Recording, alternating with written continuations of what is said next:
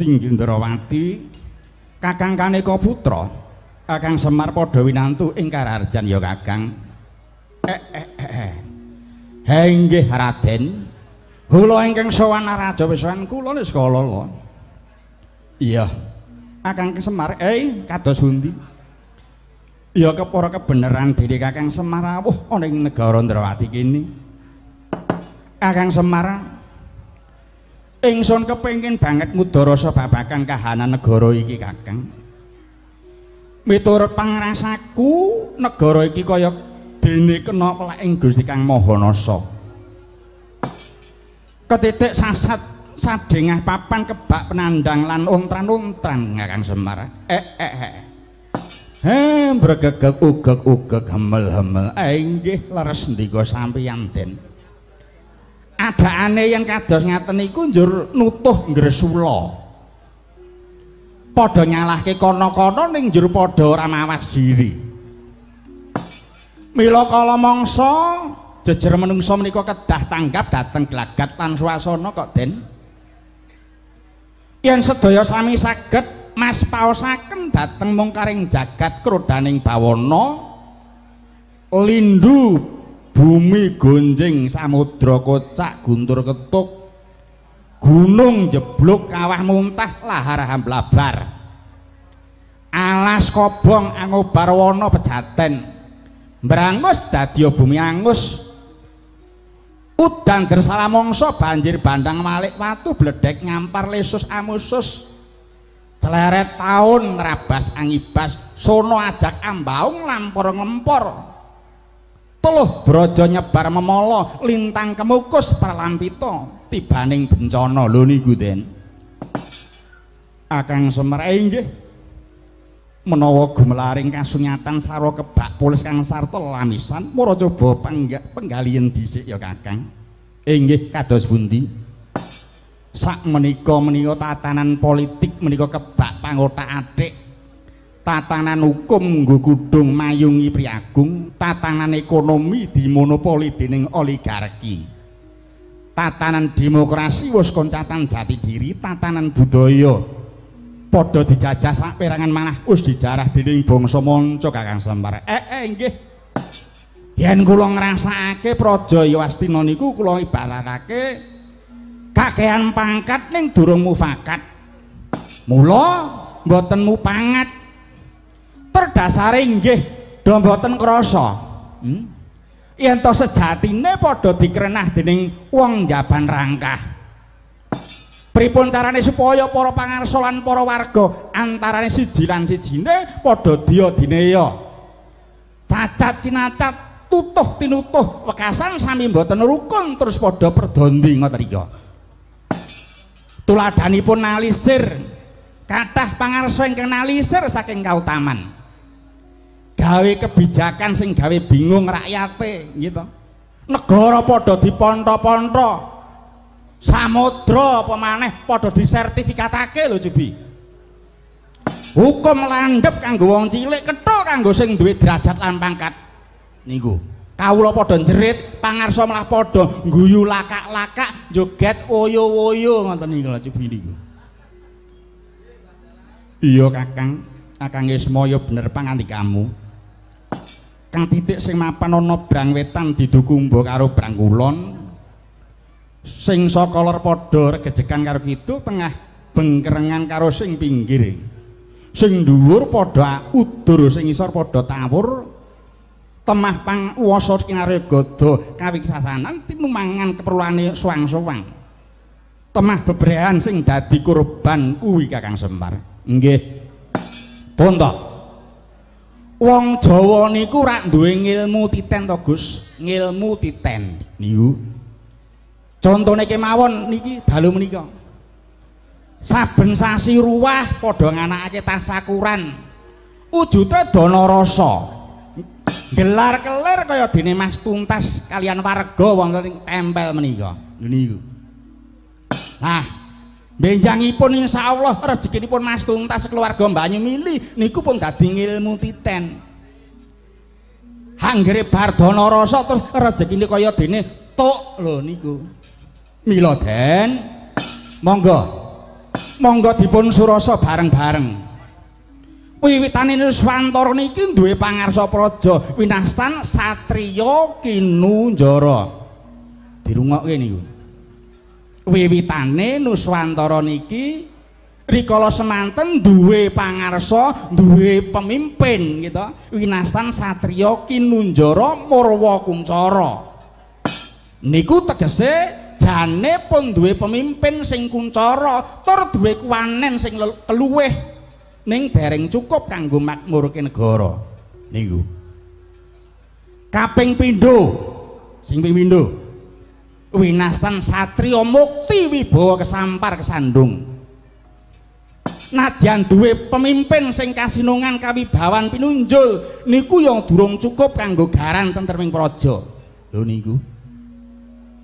Kaping telu winastan satriya jinumput sumela atur.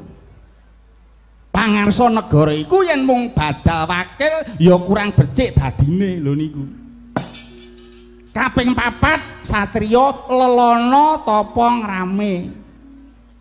Jane iki duwe keluwihan pinunjul lho niku, duwe keluwihan pinunjul lan dipercaya dening bangsa manca.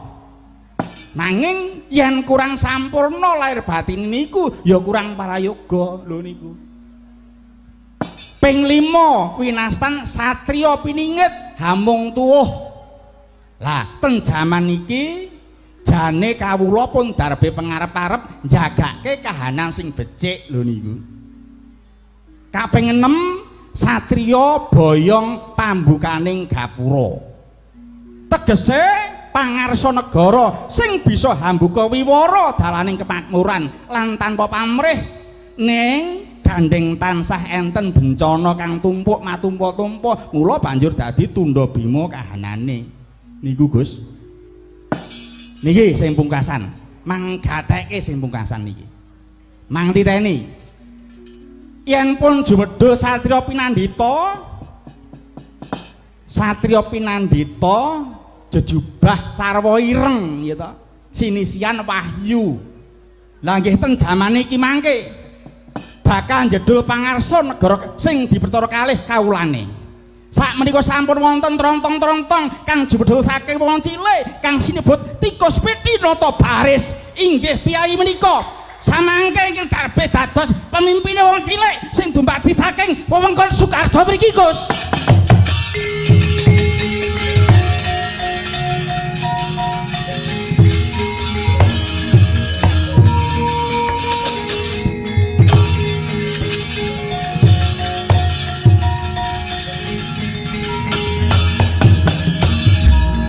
Mangkono ya Kakang. Nggih, pun. Sampeyan ngrumangsani dadi wong Jawa ya kudu njawani. Nyeksa raga memulya jiwa sumingkir ing karawean gitu.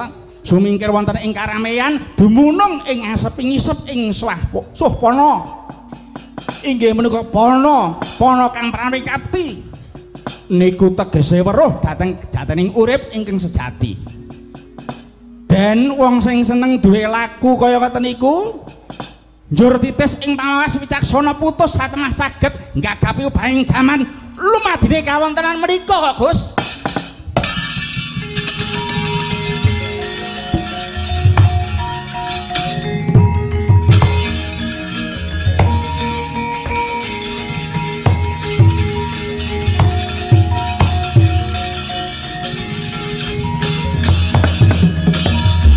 Tansah marpamoring suksma sinukwaya winahya ing sepi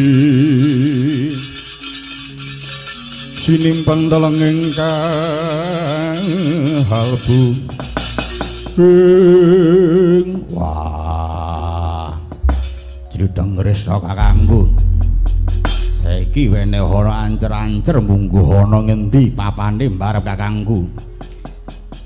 Jalaran Kresna jlidheng kakangku titise Bathara Wisnu ya kuwi pangawak Bathara netra sewu ngerti sadurunge winarah mestine weruh ana ngendi murcane mbarep kakangku bakal tak golekane dina iki jlidheng Kresna kakangku. Di piye Ya najan to titis Bathara Wisnu Kresna kuwi wadake ya mung menungsa lumrah isih kadunungan lali murka lan apes nanging Yayi mbok menawa keparengi Gusti pun Kakang isih dikeparengake sinung kawicaksanan ya saka pangrasanipun Kakang papanduli kang ngraka Yayi Puntadewa wektu dina iki manuta kelawan krenteking ati lan obahe ngarep lamun si Adi kepengin lumaku ngulon parane ya mbok menawa ya ing jagat kula nenggah Yayi Puntadewa semono uga yen si Adi krentek mlaku mangetan ya ing jagat sisih wetan nenggah Yayi Puntadewa kaya Yayi wah ya yen pancen mangkono dina iki Lilanana aku pamit pamukjiku Jrideng Kresna kakangku sing tak jaluk lan aja mbok tekake lagune para Pandhawa ya Yayi kinanten Santi Durga mendhak saka Kresna ya sarta sinurung ngrasani pamuja muga si Adi lebih karya ya Di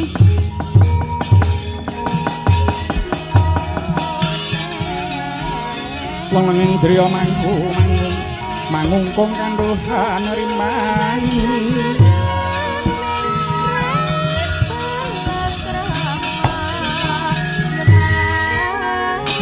Lelena tanpa kenen monggo tantulu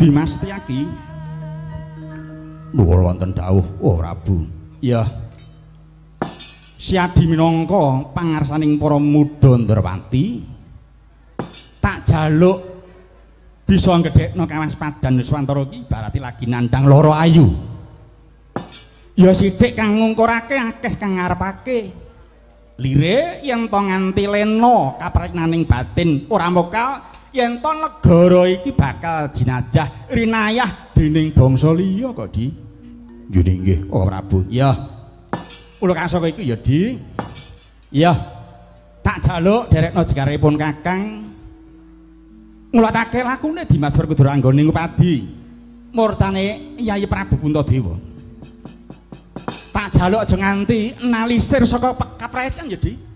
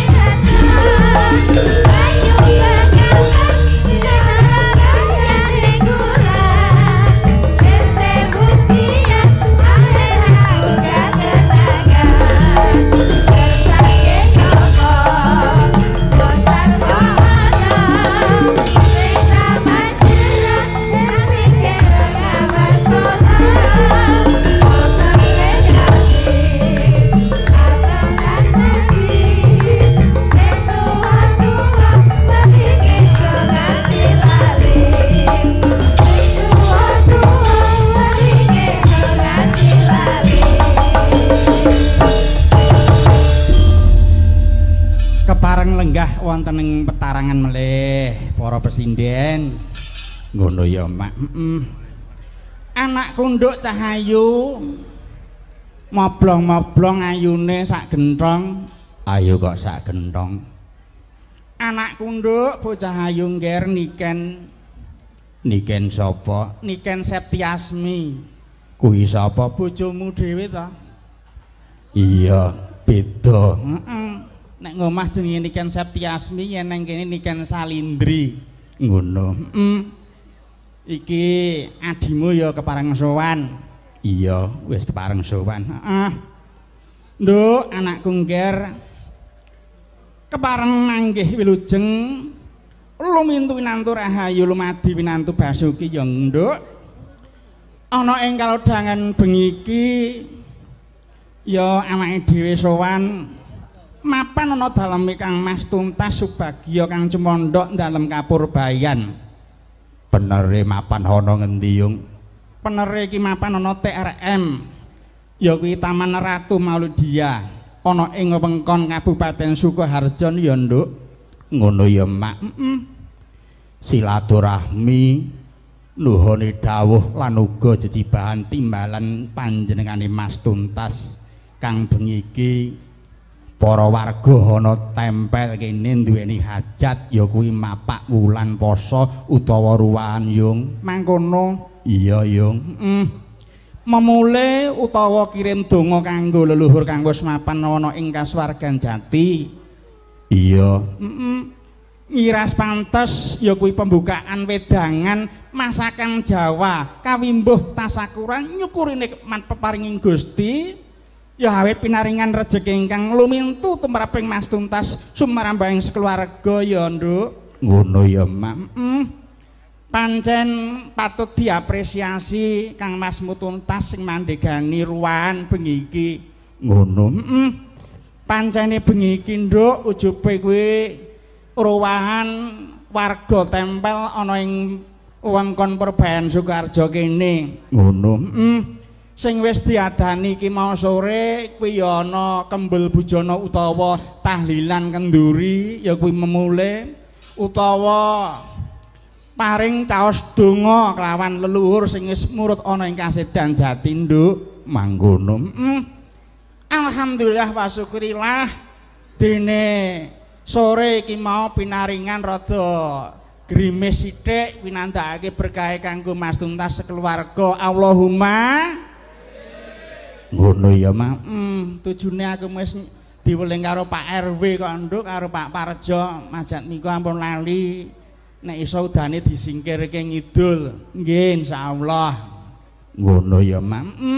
Ya awit kersane Gusti Allah bengi iki pinaringan tingkas ora udan.